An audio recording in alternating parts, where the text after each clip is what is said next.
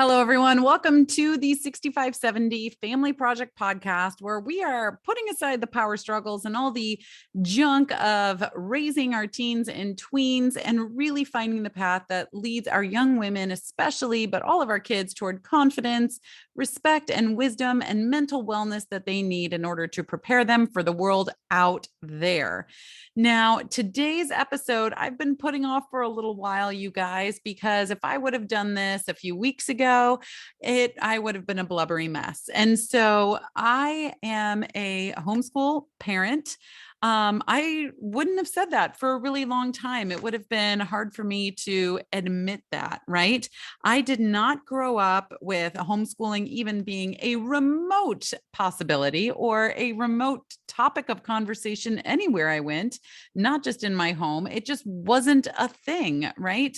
Or at least not that I knew about. I didn't know the history of homeschooling. I didn't know that people did it.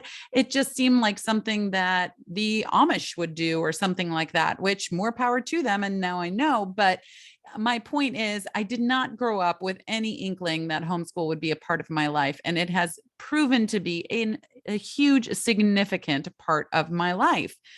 And I have just closed our school after 7 years. So I have 4 daughters that are now between 12 and 17. But when we started back in 2015, they were in kindergarten, twins in 2nd grade, and one in 5th grade. And that was the school year that we started with.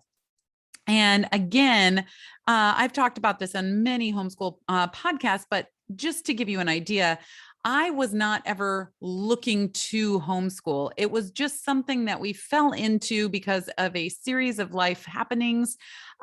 We just got to the point that our oldest daughter, which she was going into 5th grade, we obviously had the most experience with her.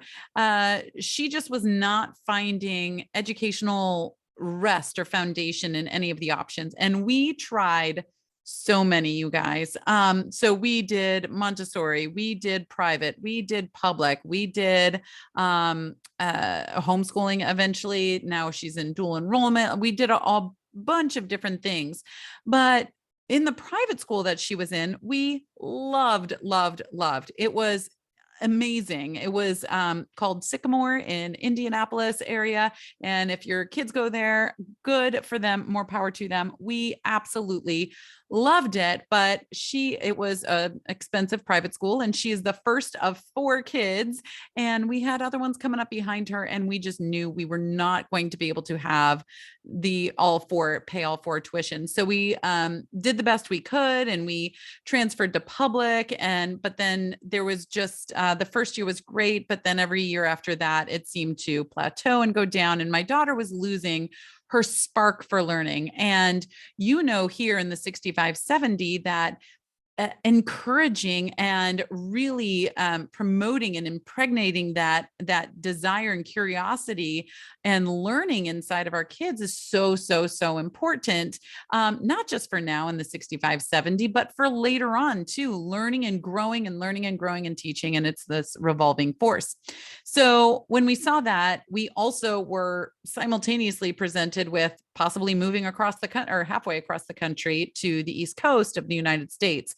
And so we thought, you know what, if we're going to do it sometime, now might be a good time. And I was standing outside of their school, their elementary school, and there was a mom that was standing there.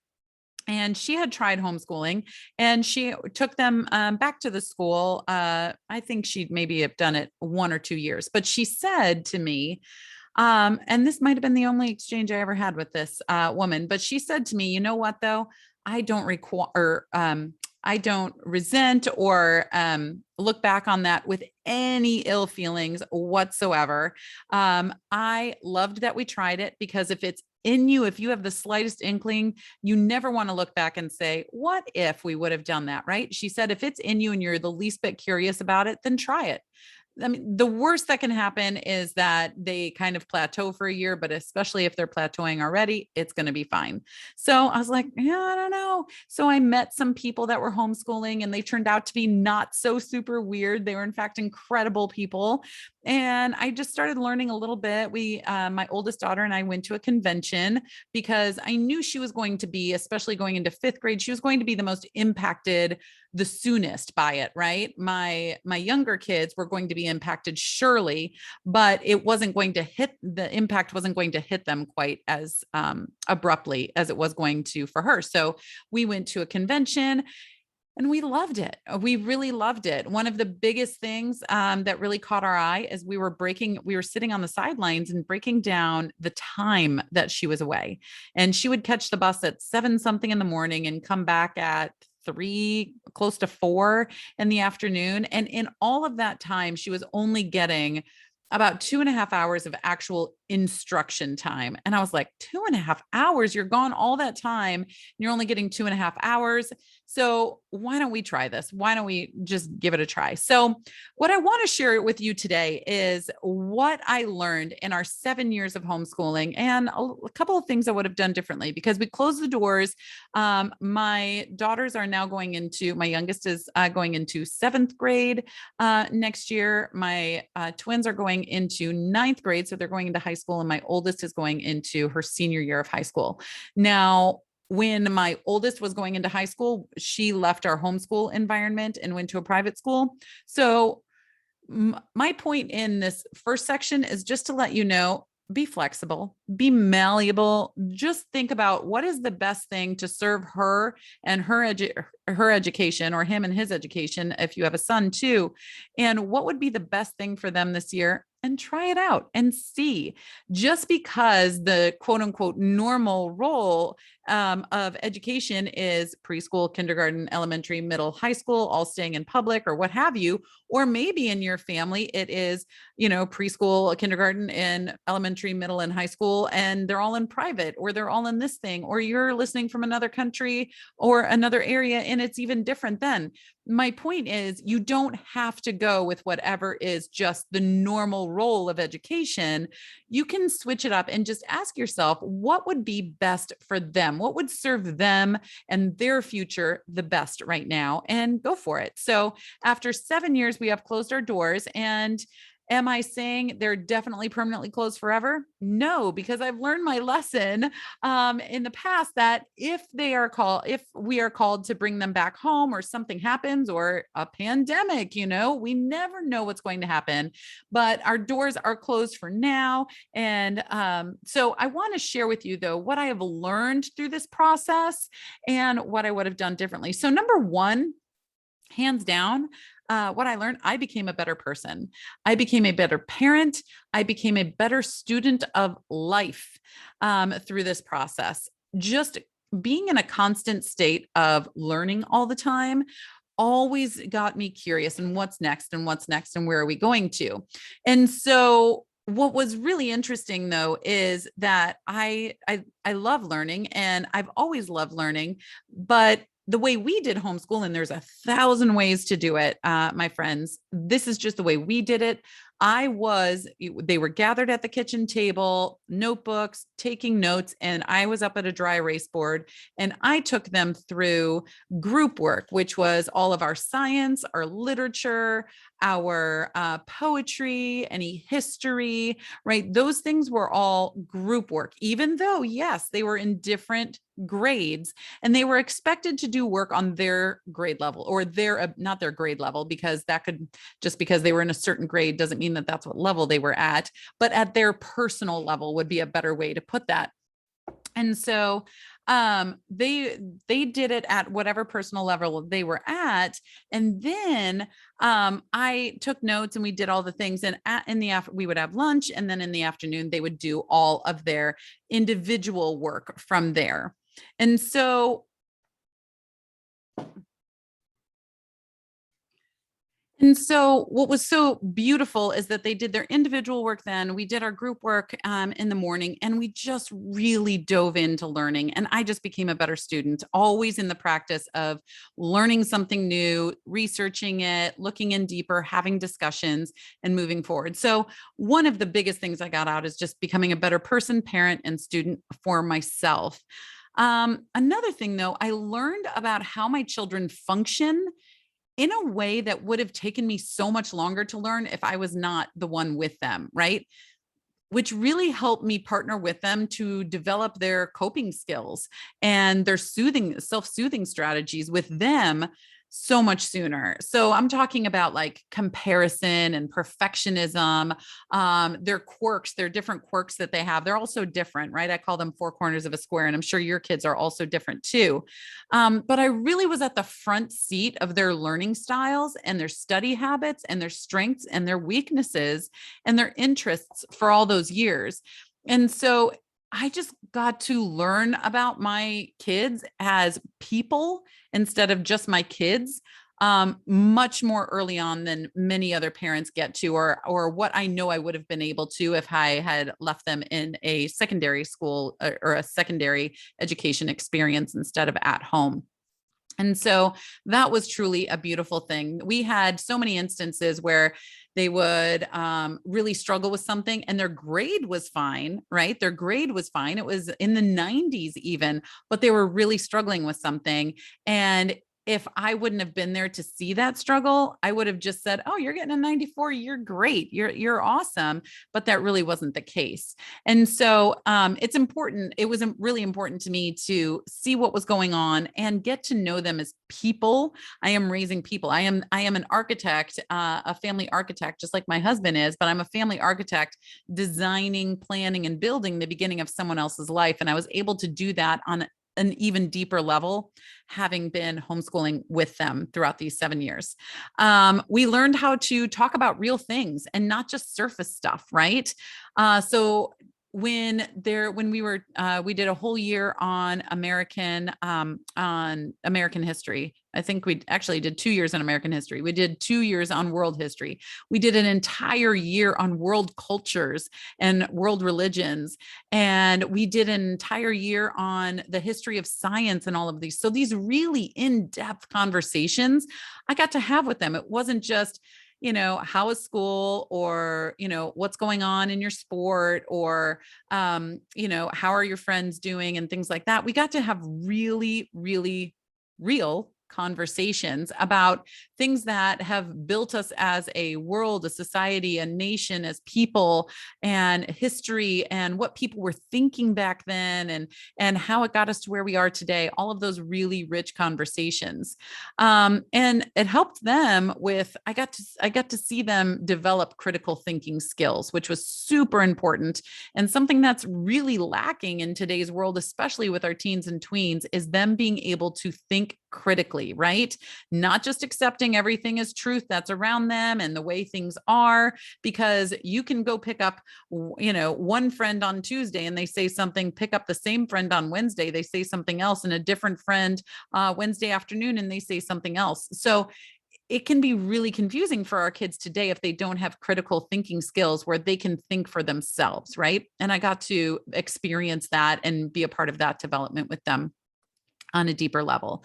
Back and forth debates, those are always fun, right? Teaching them how to be advocates for a subject, be advocates for themselves, have conversations, learn in those conversations, respect of listening to somebody else, even if they have a different viewpoint than you, learning about the world through all of our current events that we did, and learning that it's not just, one direction of things. There's multiple viewpoints that you can look at for one situation.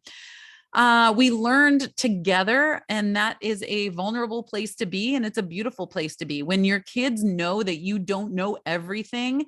And when I taught for all these years, it's not because I knew everything, especially about history. I came into homeschooling really not caring for history whatsoever, because my teachers, in my experience, it was them sitting up at the board. They had a book. It was a very monotone, think like Ferris Bueller. You like want, or I guess that was more Charlie Brown, right? But they're going through and they're just saying these things. And then there's a quiz. They read the next chapter. There's a quiz.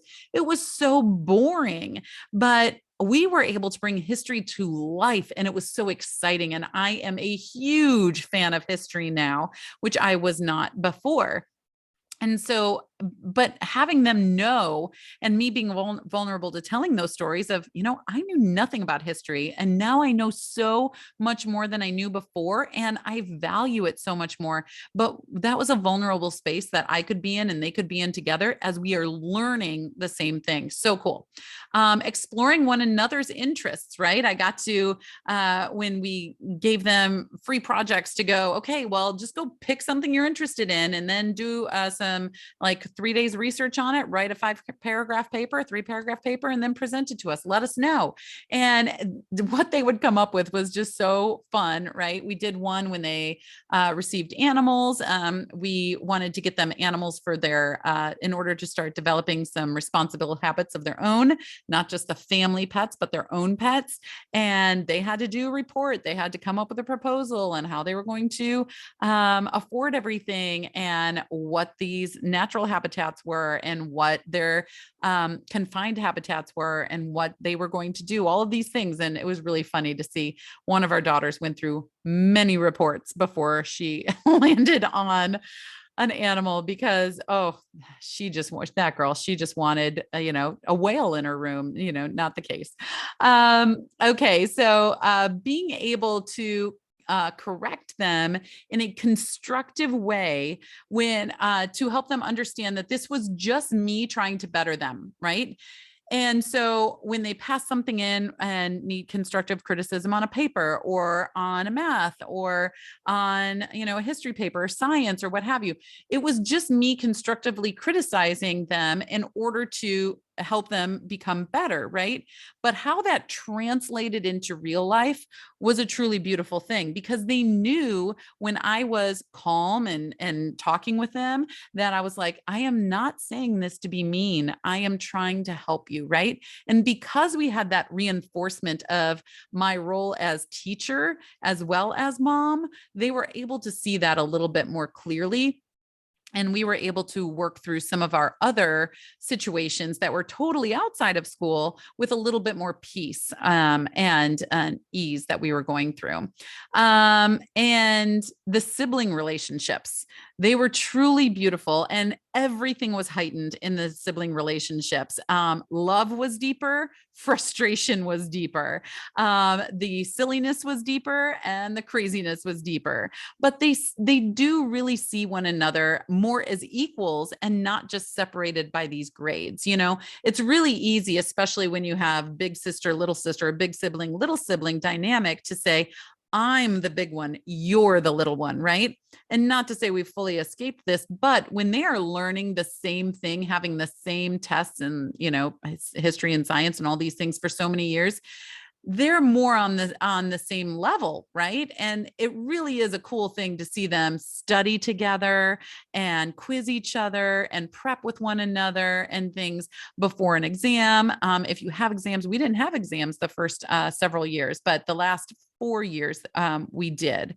Every state is different. Every country is different. If homeschooling is even allowed where you are, but every state is different. Where we are in North Carolina, you have to. There's several small requirements, but one of them is that you have to have a yearly standardized test to make sure that you have adequately covered that year's materials. But I'm talking about the science tests, the history tests, and different paper, all these things that were actually tested and graded as a or that were graded as a test. We didn't start that until about 4 years in, because they were little, right? And my other one was going off to be tested by other people. But their sibling relationship it's unique. It's a different experience. It's not what I see in several other siblings when they're going into any sort of action, when they're going out to eat, or when they're working on doing something together, a lemonade stand, or selling something, or volunteering, right? There's just this different dynamic because they've been more on the same level for all of these years. They have learned how to cook much, much, much better than I can, because lunch was on them for several years. It started off when they were little as peanut butter and jelly sandwiches, but it quickly escalated to them making beautiful meals on the stove. And I'm a person, I just don't have time or patience, quite frankly. And I'll just grab some raw veggies and gnaw on those for lunch, where my kids are making these gourmet, beautiful lunches. And I'm like, hey, can you just make me some of that instead of, me chomping on some lettuce and carrots over here? But yeah, so they become great cooks, which is such an exploration in their independence and creativity. So that has been super neat. They understand more than one may how to do something and how to think outside of the box, right? We schooled differently. We did things differently. And so they were able to see, okay, there's more than one way to do something.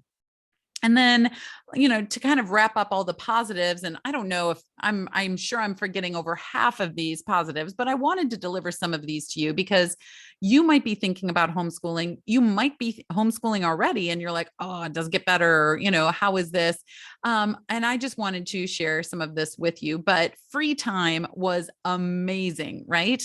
Remember, I told you when she was in regular school, she had, or traditional school, I should say, she was gone for several hours, but she only had about 2.5 hours of instruction a day. So the free time was amazing. We could take trips, we could do things, but also we could explore different kinds of instruments, right? And they always had music. Music is very important to me. Physical activity is very important to our family too.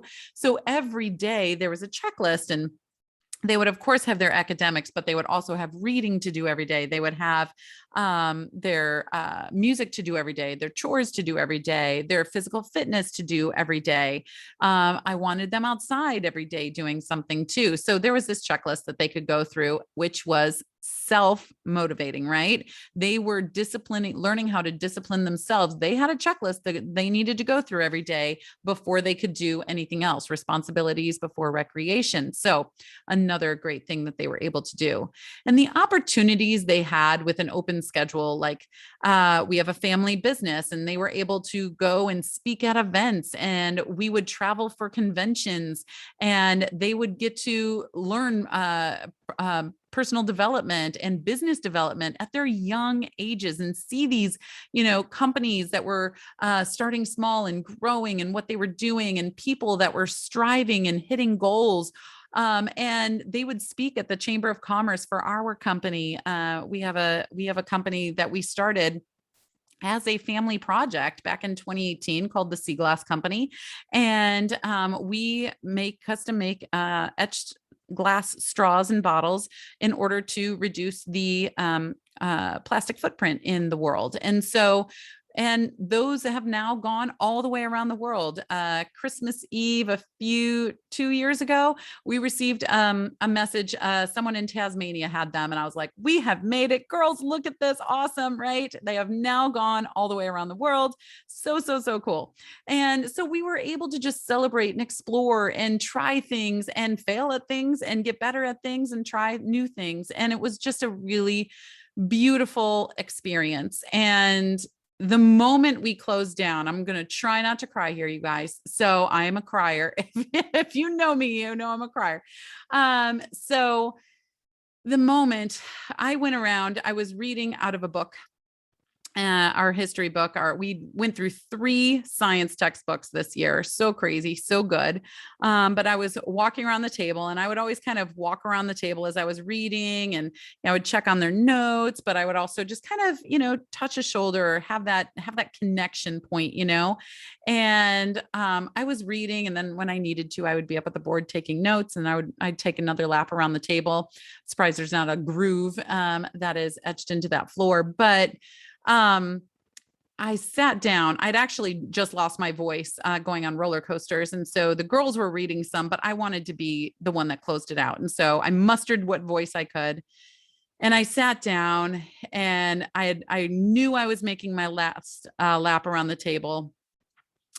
Woo. And I was, touching them and touching their shoulder and just not telling them verbally right then, although I did many times, but I'm just so proud of them. I'm so proud of us for, doing this. And I sat down and I read I about lost it 50 times before I stopped. And I read the last line, and the last line of this textbook could not have been more fitting. And it just said, go out there. There's still yet so much to be discovered. And then I lost it. And then they lost it. And they came up and we all hugged. We were just in a huddle. My three youngest and my oldest was at school at this point.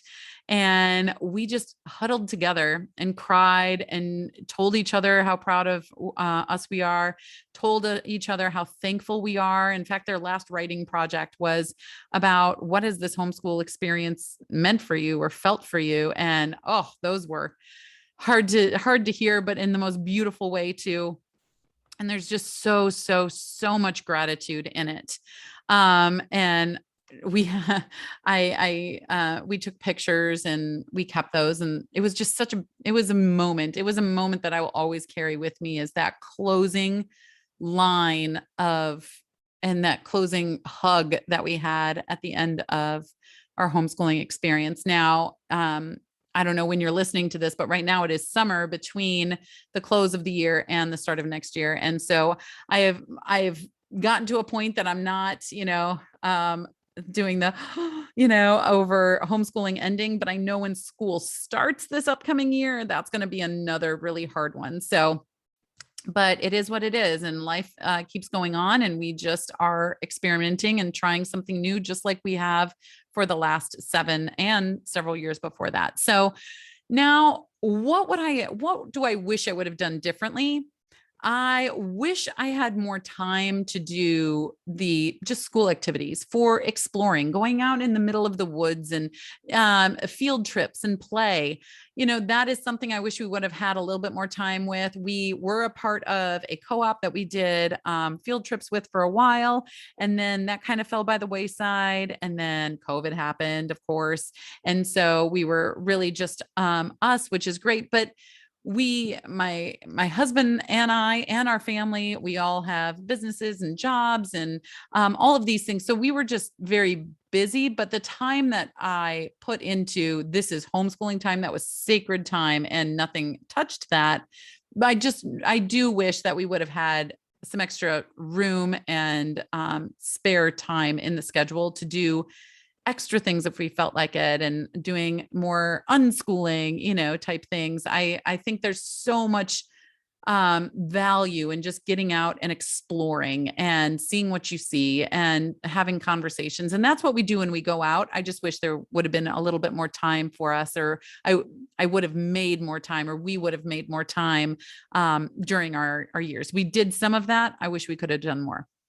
And lastly, so there's not many things I would have done differently, but I wish I would have, and I don't regret it because I see the development, but I wish I would have been the person I was at the end of homeschooling at the beginning, right?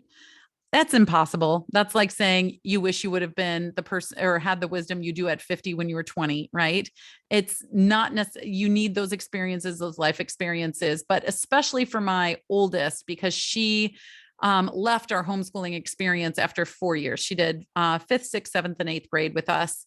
And then she went off into 9th grade. And especially for her, I wish I would have understood a little bit more and had all of the skill sets and mindsets that I have now back then. But again, I can't regret the development and the journey that it was.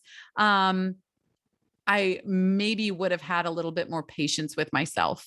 I did learn that along the way, and it's just a journey. So if you're thinking about homeschooling, or you are homeschooling, or you think homeschooling is something crazy, I'm here to tell you I did too.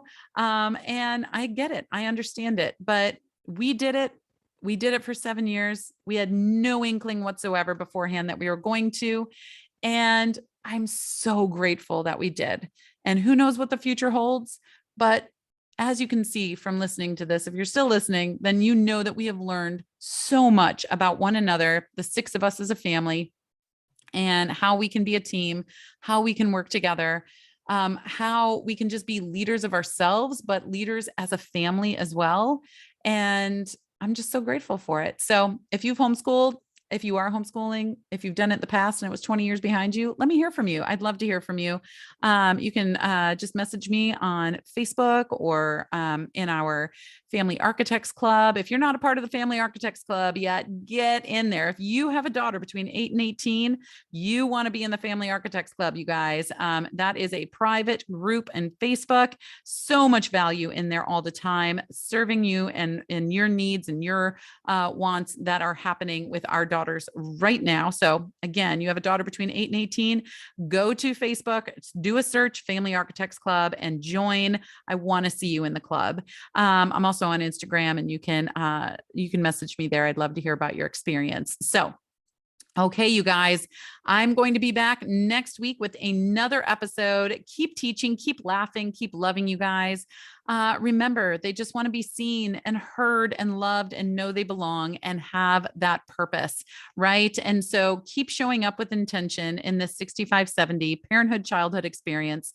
They need you, you guys. I will go ahead, or I will see you next week.